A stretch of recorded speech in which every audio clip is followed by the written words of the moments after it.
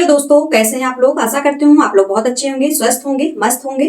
तो दोस्तों आज का टॉपिक है जो डीएसएसबी ने एक गाइडलाइन जारी किया है एज रिलैक्सेशन को लेकर के कि कितनी एज के लोग का फॉर्म फिल कर सकते हैं। और दूसरी बात यह है कि डीएसएसबी में पीआरटी में कौन कौन से लोग फॉर्म को फिल कर सकते हैं। तो आज का टॉपिक यही है मेरा, और हम बताने चल रहे हैं कि डीएसएसबी पीआरटी में फॉर्म को फिल करने के लिए सबसे पहले क्या चाहिए, तो वो मैं बताती हूँ आपको। डीएसएसबी पीआरटी के लिए सबसे पहले 10+2 होना चाहिए, 2 साल का डिप्लोमा होना चाहिए जैसे कि डीएलएड, एनआईओएस, और उसके बाद आपको सीटेट क्वालिफाई करना होगा, पेपर लेवल 1, ठीक है। और उसके बाद में मैं बताती हूँ आपको कि एज रिलैक्सेशन आयु सीमा कितनी होनी चाहिए डीएसएसबी पीआरटी में।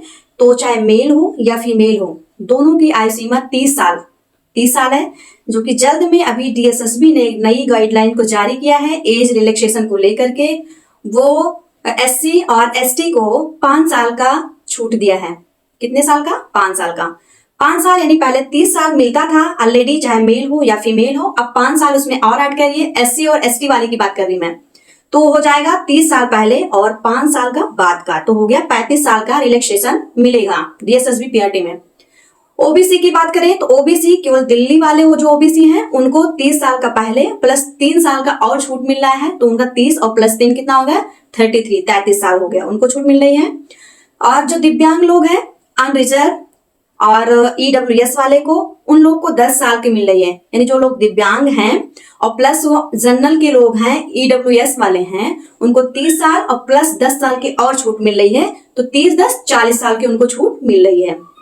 डीएसएसबी पीआरटी में जो दिव्यांग हैं और एससी एसटी वाले हैं, दिव्यांग हैं और एससी और एसटी वाले हैं, उनको जो है 15 साल की छूट डीएसएसबी दे रही है, यानी 30 साल पहले और प्लस 15 साल और हो गया, तो हो गया 45 साल की उनको छूट मिल रही है।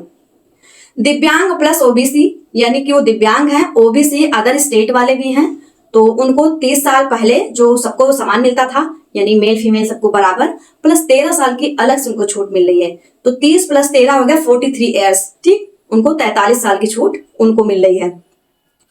तो दोस्तों आप लोग भी अब मौका मिल गया है, जो फॉर्म नहीं फिल कर पाए हैं वो लोग फॉर्म को फिर से फिल करें और मेहनत करके तैयारी करें। दोस्तों फॉर्म भरना ही आसान नहीं है, सिलेक्शन लेना भी आसान करना पड़ेगा आप लोगों को, इसलिए सिलेक्शन आसान करने के लिए आपको मेहनत करना पड़ेगा। फॉर्म भरने के बाद हो चुका आगाज लड़का युग बदलने की तैयारी, जीत उसी की होगी जिसका संघर्ष जारी। तो इसलिए आपको सबसे पहले डीएसएसबी पीआरटी की तैयारी कैसे करें वो मैं बताती हूँ। डीएसएसबी ने अपना सिलेबस जारी कर दिया है, उस सिलेबस को निकालिए। निकालने के बाद टॉपिक वाइज हर एक टॉपिक को पढ़िए, उसको एक अपनी पतली सी कॉपी बनाइए, उस पर नोट डाउन करिए। जो भी चैप्टर पढ़िए उसके दूसरे दिन पहले जो आपने जो चैप्टर बनाया है, जो चीजें आपने इंपॉर्टेंट चीजें आपने ऐड किया है, उसको रिवाइज करिए। उसके बाद दूसरे दिन कोई अगला टॉपिक को पढ़िए।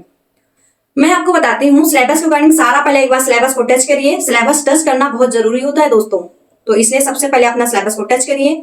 उसके बाद प्रीवियस ईयर पेपर को एक बार नहीं 5 बार कम से कम सॉल्व करिए। जब आप प्रीवियस ईयर पेपर को सॉल्व करेंगे तो उसमें कुछ चीजें आपको इंपॉर्टेंट मिलेंगी, उसको आप नोट डाउन करिए, उसका भी रिवीजन करिए। लास्ट में आपको क्या करना है कि मॉक टेस्ट देना है। उसके पहले मॉक टेस्ट पे नहीं जाना है आप लोगों को, बिल्कुल मॉक टेस्ट पे नहीं, सबसे पहले प्रीवियस ईयर की पीआरटी देना है। प्रीवियस ईयर पेपर आपको सिलेक्शन की ओर ले जाएगा, जो कि मॉक टेस्ट आपका ज्ञान बढ़ाएगा। तो यही मैं आपको बताना चाहती हूँ, जो कि मैं खुद भी इसी कार्यरत हूँ। दोस्तों समय बहुत कीमती है, इसलिए अपने समय को बर्बाद ना करें और डीएसएसबी पीआरटी के लिए अपना पूरा समय उसी में लगा दें। आप लोगों को तो पता है कि उसकी कट ऑफ बहुत हाई जाती है, तो जो मेहनत नहीं करेगा वो सिलेक्शन से पहले ही आउट है। सिलेक्शन अगर आपको लेना है तो आपको मेहनत करना पड़ेगा। दोस्तों जिस समय आप लोग अपना समय बर्बाद कर रहे होते हैं उस समय दूसरा कैंडिडेट पढ़ रहा होता है, जिससे सिलेक्शन उसका होता है, आपका नहीं होता है। इसलिए अपनी कमियां को पहचानो कि मेरे अंदर क्या कमियां हैं, उसको पहचानो और उसको दूर करो। एक बात और बता दें आपको कि कभी ये नहीं देखना चाहिए कि कितनी वैकेंसी है आई हुई है।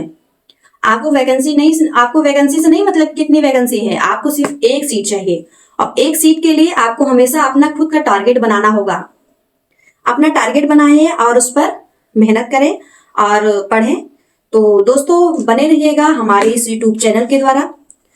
जो लोग नए हैं वो हमारे यूट्यूब चैनल को, गुड़िया ऑफिसर्स को सब्सक्राइब करेंगे। जो पुराने हैं वो लाइक और कमेंट करेंगे। आप लोगों को मैं इसी के द्वारा DSSB PRT से रिलेटेड इंपॉर्टेंट चीजों को आपके लिए शेयर करती रहूंगी वीडियोस के माध्यम से। और आप लोग हमारे वीडियो जो ऐसे बने रहिएगा, लाइक करें, कमेंट करें और सब्सक्राइब करना बिल्कुल ना भूलें। नमस्कार, जय हिंद।